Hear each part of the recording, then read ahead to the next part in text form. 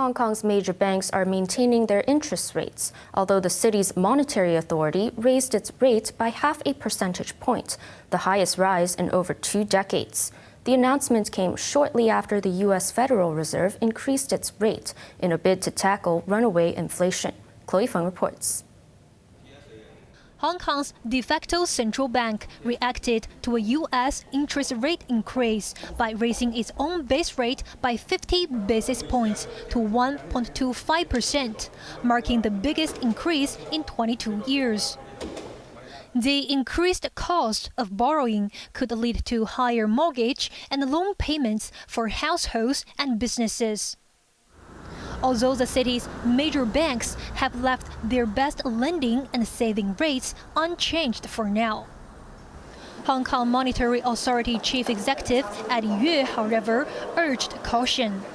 Apart from interest rates, there are a lot more other factors that will affect the property market.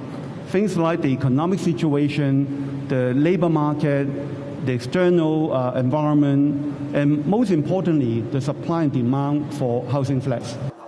Yue voiced optimism about the city's economic recovery. The rate hike in the U.S. will not affect Hong Kong's financial and monetary stability. The Hong Kong dollar market has continued to operate in a smooth and orderly manner. The Monetary Authority was following in the footsteps of the U.S. Federal Reserve, which had announced just hours earlier a 50 basis point increase in its benchmark rate. The largest increase in 22 years takes the Fed's rate to between 0.75% and 1% as it tries to tame the highest U.S. inflation in 4 decades. The labor market is extremely tight and inflation is much too high. And we understand the hardship it is causing. And we're moving expeditiously to bring it back down. The Fed raised interest rates by 25 basis points in March.